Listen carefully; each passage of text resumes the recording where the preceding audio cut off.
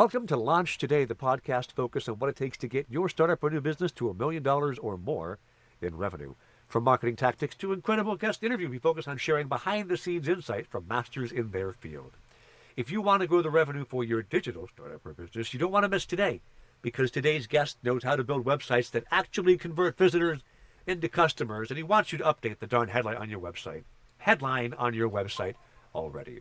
Matt Miletic is the chief strategist at Cleo websites, where he's been helping businesses thrive with high-converting websites for over 18 years. Before founding his web design company, he spent 16 years at Alberta Health Services, managing application portfolios worth millions and leading teams that supported critical systems for thousands of users. Matt, thanks for coming on the show. Hey, thanks for having me. Pleasure to be here. I like to begin with asking you, why do you do what you do?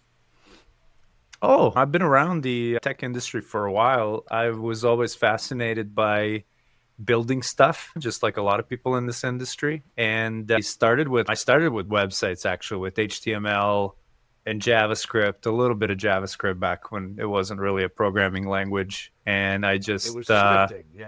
it was for pop-ups and alerts in those days. And that's where I got the bug and ended up studying computer information systems in school, and always had that kind of entrepreneurial side as well.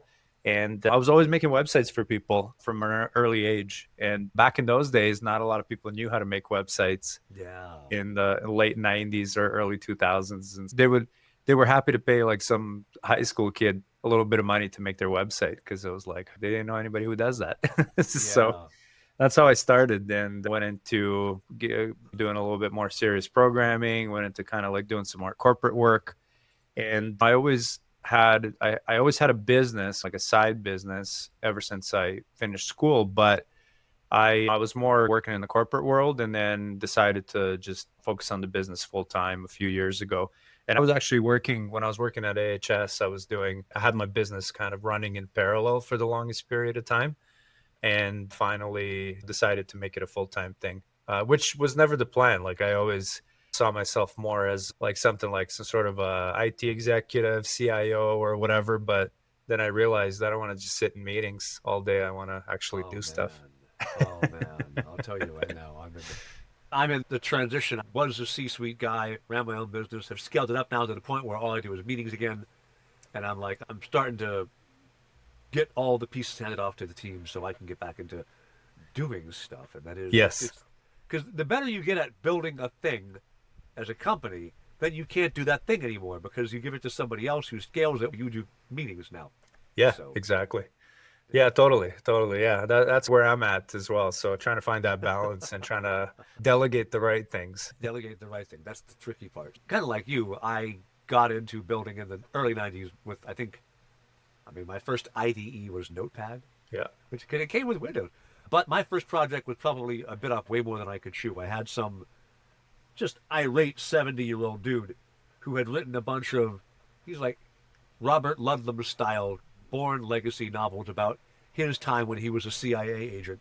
And he was selling them as Word doc files on his website.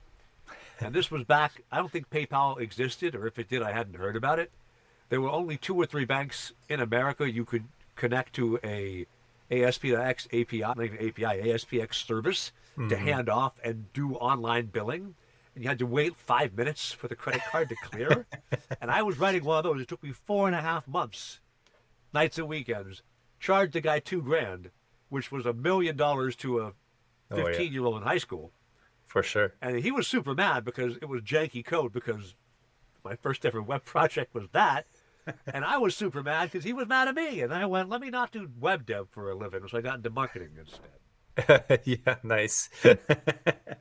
Our first shop that I created as well was in ASP. I was a big ASP.NET guy.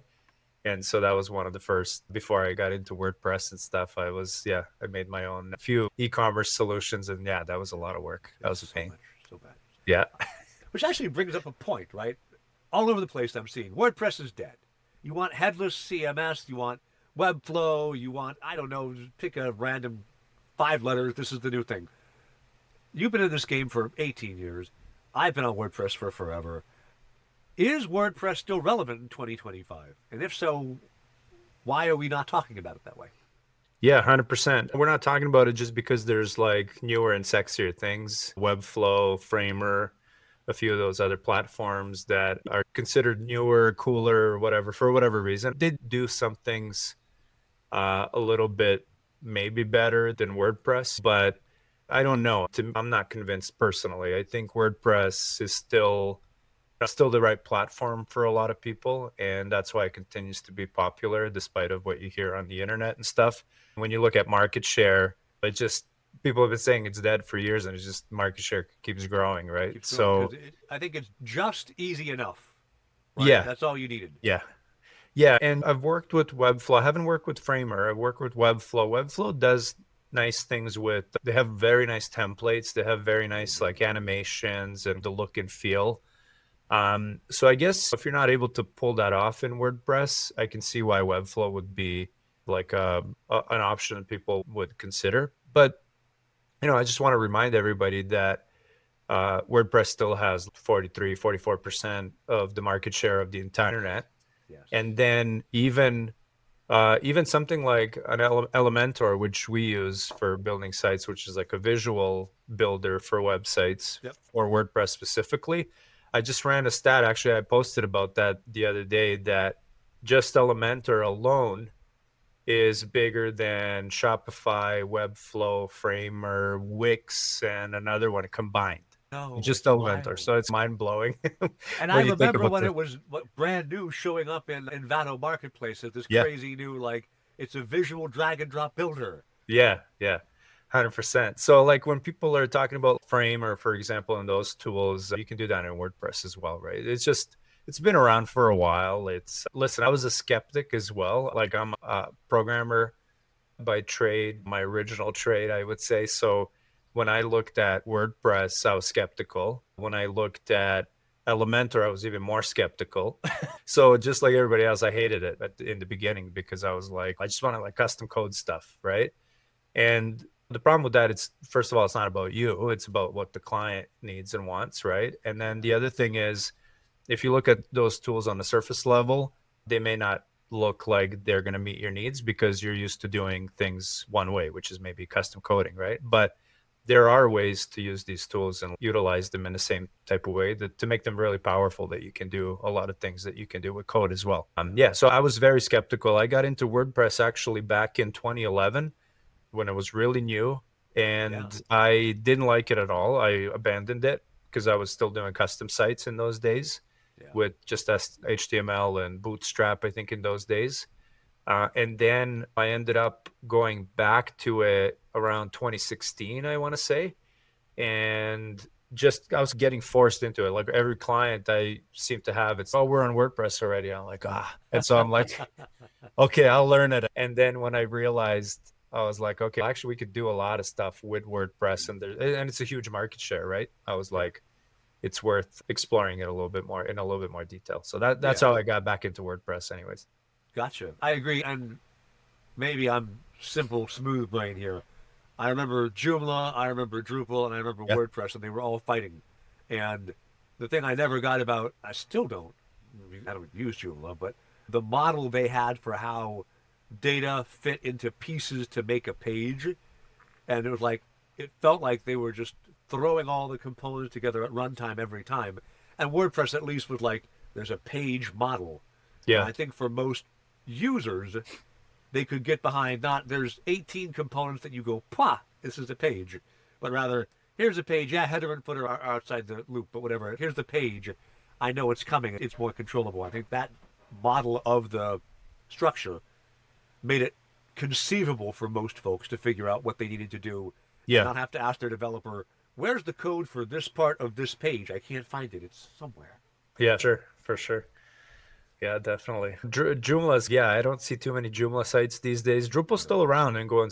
They don't have as big a market share as they used to, but I know a lot of people still work with it, and they're big in the government space, I believe still. And it's a good platform. It's efficient. It's fast. People that use it love it, but it just doesn't have as big of a market share, and it's a little bit harder to find stuff, to find answers, and to find your way around it.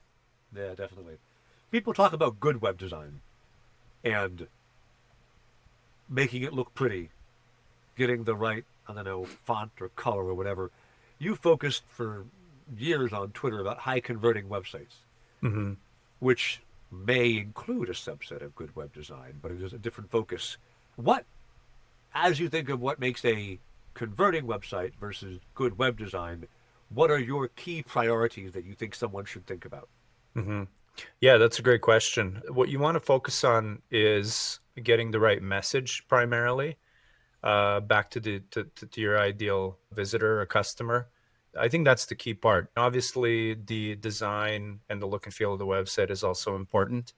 But I would say in most industries, it's secondary. There are some exceptions, but you want the look and feel obviously to look professional and to look clean and easy to navigate and stuff like that. But what people tend to get carried away with is fancy animations. Everything has to like be animated, flow in, fly in, and whatever. And usually that doesn't really help with conversions and effective websites. Simplicity is key, and simplicity is also as easy as it sounds. It's actually harder to pull off than doing something complex because simple still has to look good and it has to look professional, nice, and attractive. So I think the main thing for me is the copy and the message.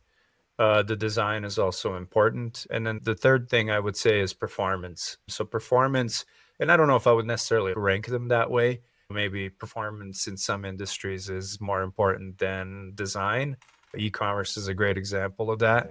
Yeah. So it really depends, but those are the primary things. Performance is also it's crucial because when you look at if your customers are in North America, we're spoiled with fast internet and stuff, and it's sometimes it's secondary for people to consider that. When you look at more globally, and when you look at companies that are serving information on websites like across the world, then it becomes a little bit more tricky, and it's something that you need to ensure is functioning properly and stuff. So those are the three main components we focus on, and that kind of results in better, more effective websites that convert and that actually bring in leads. So it's not nothing fancy. It's like fundamentals, but it all has to come together as well. I get you on that. Amazon famously, right, super obsessed with both testing and performance. You don't look at that and go, man, that web design, that's Hmm. the future, brother. It is Yeah, if someone exactly. said to Craig Newmark, but what if you use more colors than just blue? And that's basically all they've done. Exactly. Yeah, that's the first one that came to mind. It's yeah, you're not waiting around on Amazon right when you're buying stuff. As soon as Yeah, you click a button, it just works. it does. If a founder comes to you, let's say, I actually had this conversation yesterday with somebody. Founder comes to you and says, look, I've got, I don't know, we'll pick a small budget, 10K, and I need to make $120,000 with it. What is your advice to them for what they should focus on right now to maximize their chances of getting that revenue with that input? Yeah, a great question. Yeah, I think it's a little bit dependent on the industry, definitely, but at the same time, you know, my take always is have your own home, have your own website, something that you own. So some clients will come to us and say, I've got a social media. I don't really need a website. I've got a social media profile and it's doing great. And that's awesome for sure. It's a Yeah. great asset. However, every time you're on somebody else's platform, there's a risk. So Yeah. Twitter X is a great example of that. People are like getting a ton of engagement, ton of leads, and just it was great for their business until it wasn't. So now people are suffering with lack of engagement and new leads and new followers are just not coming like they were before. So Yeah.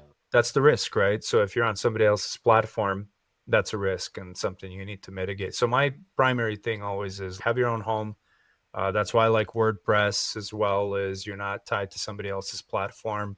You're not locked in as much as you are with some of the sort of other platforms. And you own your domain, you own your own home, right? So Yeah. once you establish that and you have a good quality website that converts, that's you're happy with, that's bringing you leads, you want to focus on that as your primary marketing mechanism. And so how you go about that is really that's where it depends a little bit on the industry that you're in.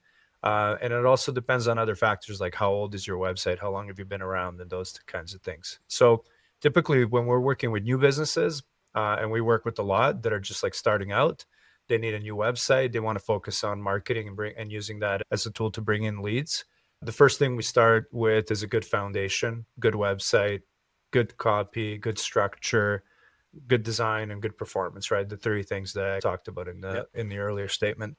And then from there, it depends on like the marketing strategy might be more to go in the organic SEO sort of direction Yeah. or paid ads direction or a combination of those. What I like to do for businesses is typically do like a combination, like in parallel, especially if it's a new website. You start with ads. Ads are a great way to bring in traffic quickly without doing a lot of like upfront work. And then you do organic SEO as well in parallel, and you can play around with that. You can taper off the paid once the organic starts taking off, or you can focus more on ads, whatever's working a little bit better for your business. And again, depends on the industry. But that's how I would invest the 10 grand. I would first, build a good quality website. And then I would make a plan for kind of like ongoing sort of marketing budget where I would focus on organic SEO, ads, or a combination, or one or the other. In some cases, ads are just like people just want to do ads, which is great, or they just want to focus on organic. Again, there's benefits and drawbacks to both of those strategies as well. Yeah. That's good, solid core advice. The founder who I was talking to yesterday, what their problem was, they had $5,000 and they had 90 days to make 120 grand. And I'm like, I don't feel like that's going to happen for you, brother. Well, You can do a lot, but you can't make. If I could do that, I wouldn't be talking to these people. I would, yeah, exactly. I would just be reinvesting $5,000 and making 20x or whatever that is Exactly. Yeah. of returns. Yeah. Funny story, but yeah, it's rare. You almost never see that happen, especially for a new business where you're Yeah.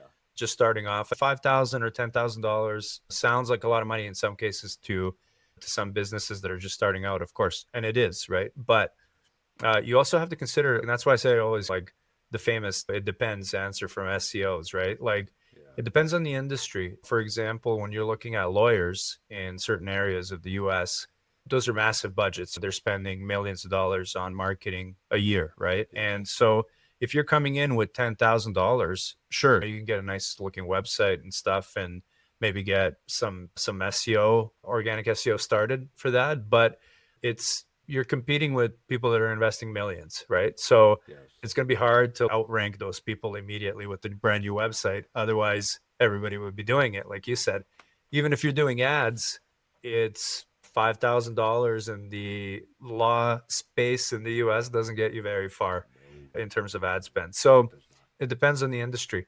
I do have a funny example though. I was Yeah. working with the client and I'm not going to reveal the industry, but it was so rare. It was like a very custom, it's kind of like a custom product that's very niche that they were building.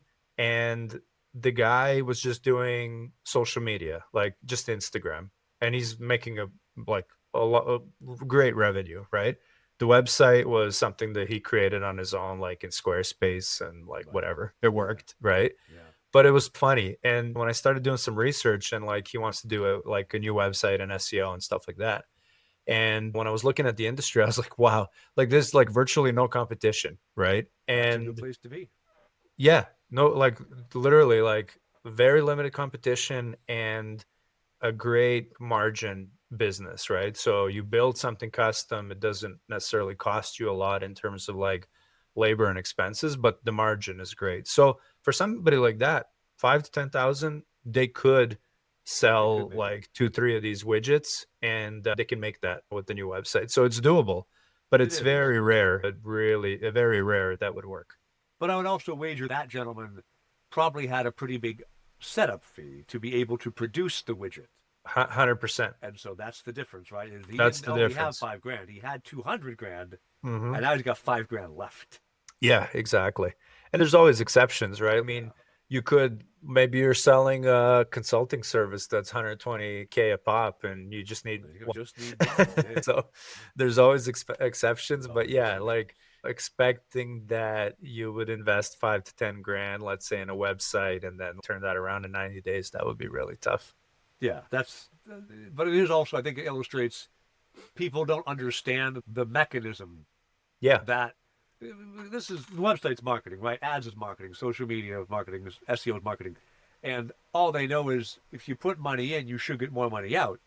And 100%, that's a perfectly reasonable expectation. But it is also a like, you really need to put in a good 5-10 grand before you begin to get anything positive Yeah, back, much less like 20x. 20x is a stretch for anybody, for but sure. even get 3x, right, requires you put and to invest in it to get back. The same way how you can't just be like, what about a marathon today? You've got to trade into that. 100%. Yeah, I always tell clients, even with organic SEO, it's still like it's an investment, right? Yeah, you can write a bunch of articles and hope that you get a bunch of traffic, that they start ranking on Google, and you just automatically start ranking for keywords and you start getting traffic, right? But the reality of it, for most industries, there are some exceptions, are other people are also doing SEO, and SEO, even organic, is an investment. You need to have good quality content. First of all, you need to have a good structure and a basis on your website in order to, build upon, whether or not that's articles or service pages or whatever. But after you have that in place, you also have to promote that website. So you need to create backlinks, you need to create profiles everywhere for LLMs and all that stuff. You have to worry about that as well. So it's like there's all that investment as well that goes on behind the scenes, that it's still a marketing budget. So it's just that you're not spending it on ads, you're spending it on content creation On and labor. link building and promotion. So Yeah. it's really no different. It's just that sometimes people, so it's just,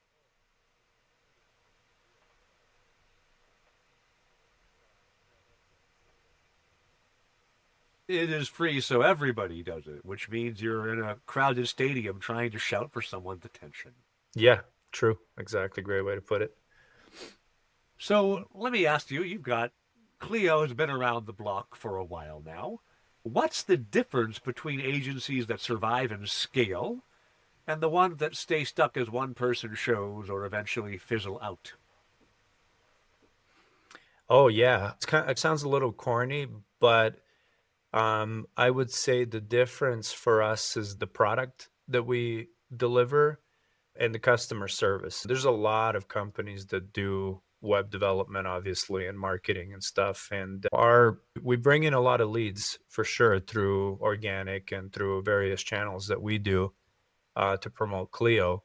But we also keep a lot of our clients and we get a lot of referrals, which I think is quite unique in this space, because what I find just talking to other agencies and even just looking at things around on the internet and stuff and keeping track of this stuff is that the agencies and companies usually have a problem with delivery. So if they've solved a lot of the new beginners, let's say if you're going to start an agency or a freelancing business, the first issue you have is marketing, bringing in the clients, right? Yeah. Bringing in the leads.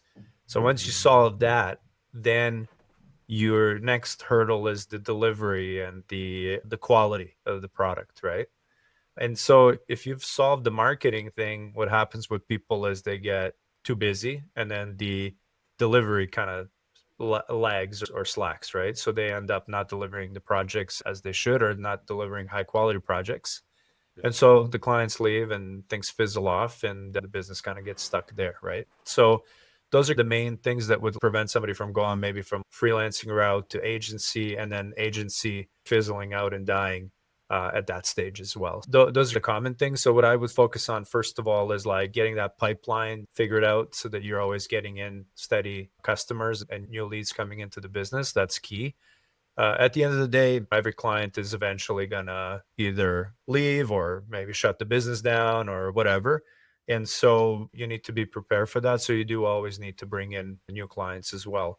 Once you solve that, then you have to solve the delivery problem. And there's nothing wrong with saying like a one-man show for sure, or one-woman show if you choose to do that, because some people are fine with that. They make a great living. They pick the projects that they want to do, and they can focus on working on what they enjoy.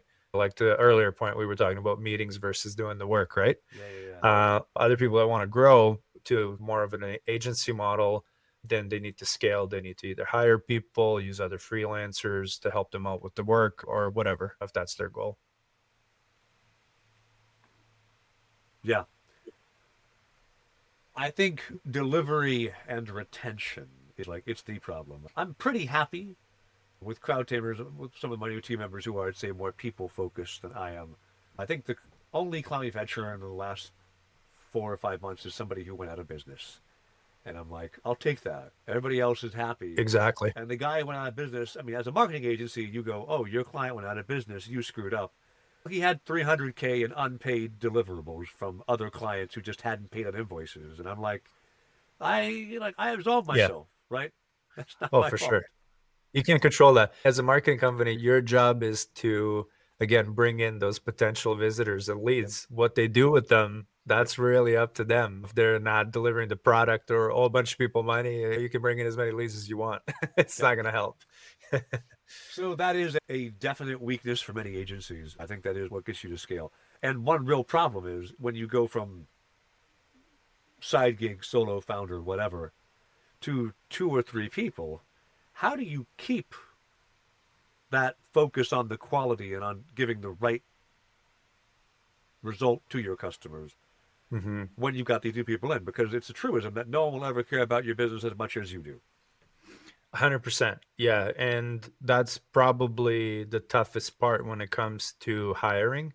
So for me, I always look at a good sort of cultural fit, and I look at ingraining that into our culture, that we care about the quality, we care about clients being happy so they continue to work with us, and that like taking your time to do something that will result in a better product at the end of the day is worthwhile. So not just like rushing through tasks just to get them done, but actually doing it the correct way. And I overlook a lot of that stuff because like communicating typically with clients when it comes to that project management portion and like the management of the projects and stuff. There's another guy who I have on my team as well that does the same thing as me. So it's key for us to ensure that if something looks off, that we're not like, yeah, it's good enough, let's send it off to the client. Like to make sure that everybody understands that's our priority. And that's the key part when you're hiring. You have a little bit of less control of that, I think, when you're using freelancers versus using your own kind of like dedicated staff. That's one of the things I discovered early on, and we can talk about it as well if we have time, is the whole like, do you use freelancers or do you hire people?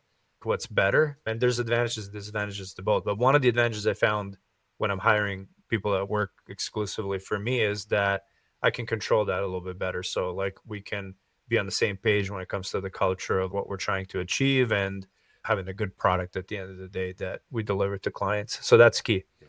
And I hear you totally about the churn. I think my whole philosophy is you're going to churn clients, like you said. They might go out of business or whatever, or maybe they switch to another option. But we have very low churn rate. But the way I look at it is if you have somebody for 2 or 3 years that's been working with you, like anything else that you get out of them is gravy, right? So theoretically, you should be bringing in new clients probably every month, right? Every few weeks. But if you're not bringing in new clients within the 2-3 year time frame, then obviously that's not a sustainable business, right? Exactly. Yeah. So you bring up an interesting point, and I guess I'll discuss my model for how I do freelancers and employees. The benefit I find to employees is cultural fit. The benefit I find is also singularity of focus. A freelancer always needs the next thing. And their job is frequently, when they're doing 4 or 5 people as their client base, they want to do just good enough that you won't find a different freelancer. And so the quality you talk about is really hard to get from a freelancer simply because that's not their concern. But when you're like, hey, I know I've got you for 40 hours, and you know what, we're not super busy this week, so put the extra work in for this client now because you're going to be here for 8 hours today at the computer anyway. You might as well do the best job you can for them. That kind of thing is, you don't get that with a freelancer. Now, there are some things that just aren't worth having a full-time person on board. For me right now, like implementing Facebook API and Google API for conversion tracking is niche enough. Where can I do it? Yes. Should I do it? Very much no. I have other things I should be doing. So we find somebody on Fiverr, we pay whatever, $200 to go do it because maybe we need 3 a month. That's not enough when you keep somebody on full time. Yeah, 100%. Yeah, same philosophy. I think the biggest thing for me with using freelancers in the beginning, that's how I started to, when I started to outsource a little bit more work, when I had a full enough pipeline that I couldn't handle it all myself, is I was using that approach first. But one of the main issues I found wasn't some, with some, there were quality issues. Like you said, maybe they just try a little bit harder in the beginning to win you over, and then like the quality kind of diminishes over time. The other thing I found was with freelancers that were really good is like you like it's hard for them to have the same priorities as it is for you and to Yeah. time those priorities. Not saying that you're not a priority for them, but they might have other projects in the queue, right? So I Yeah. can't tell them, okay, stop working on these two, work on mine next, so that I can meet my delivery timelines, Yeah. versus having my own staff where I can say, actually, these two things we're working on are not as important as this thing. Do this first, and then so you can just prioritize things a little bit better. I find, because the reality is every project's a little bit different, and somebody can wait a few weeks or a couple days for something versus somebody who needs something right away that you prioritize. So you're always shifting things. It's hard Yeah. to do that with freelancers, right? Because they have their own pipeline, they have their own clients, and like where you fit in that sort of priority that's questionable. For sure. So, as you might be able to tell from what's behind me, I love a good book. Oh, nice. I think founders need to be putting in knowledge, whether it's books, whether it's audiobooks, whether it's podcasts, any of these, whatever, some way to get the information in your head. If you're talking to a founder and they were like, "Hey man, what do I need to learn? What resource can you give me? What's one you'd recommend? Fiction, nonfiction, like whatever, something that you think would make a founder better as a founder." I actually, very relevant. I read something very recently that I loved. It's a book called Buy Back Your Time by Dan Oh, yeah. Martell. And it's like one of those books, like it's obvious that you should be doing this, but until somebody kind of lays it out for you and gives you the formula, it's a little bit harder to put into practice. So it's a great book for people that are in this space, and anybody really who's running a business or wants to run a business, where it's essentially about delegation, right? How to delegate more effectively, how to get other people to do the things that maybe you shouldn't be focusing on as a business owner. And it's easy read, great, great, great book, lots of good tips, and highly recommended. Yeah. In a similar vein, I like 4 Hour Work Week by Tim Ferriss, Yeah, which is the same thing. He needs to come around and do a new version as agentic AI is showing up. yeah, It's reaching the point 100%. where it gets so cheap. The show notes for this podcast, the research that I do, I have a little AI agent I wrote to do it. And it costs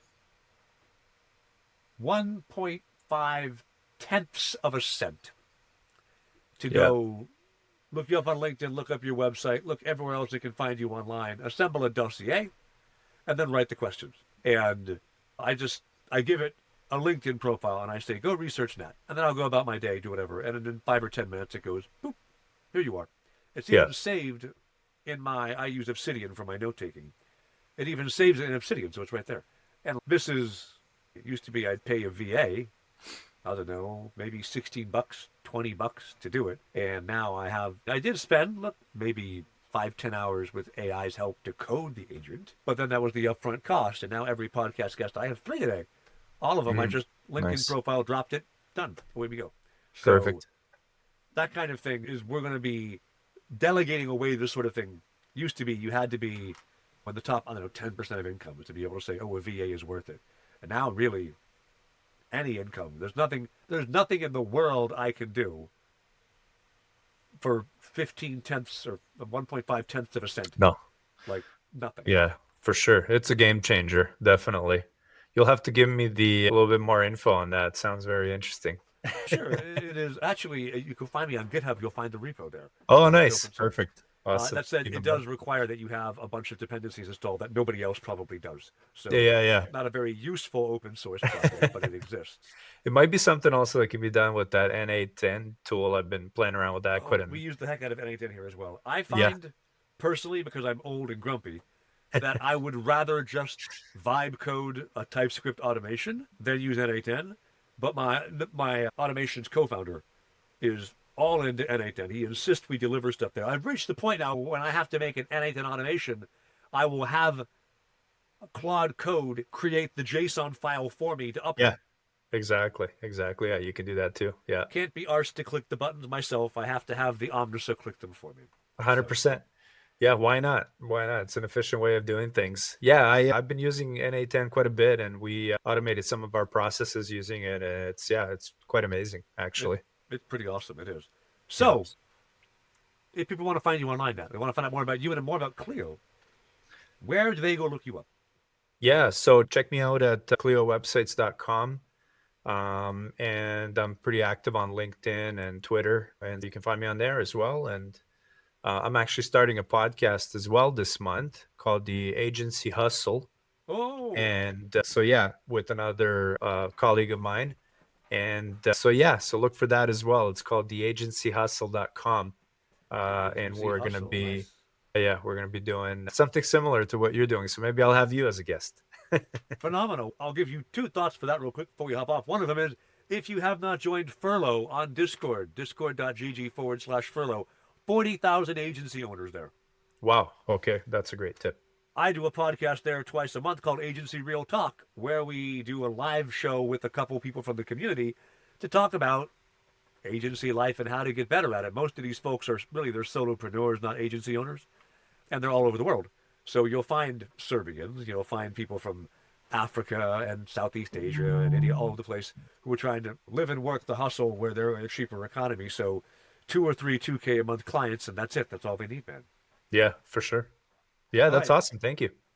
Matt, thank you so much for coming on the show. If you haven't already, be sure to like and subscribe this channel for more content from great entrepreneurs just like Nat every week. Thanks, everybody.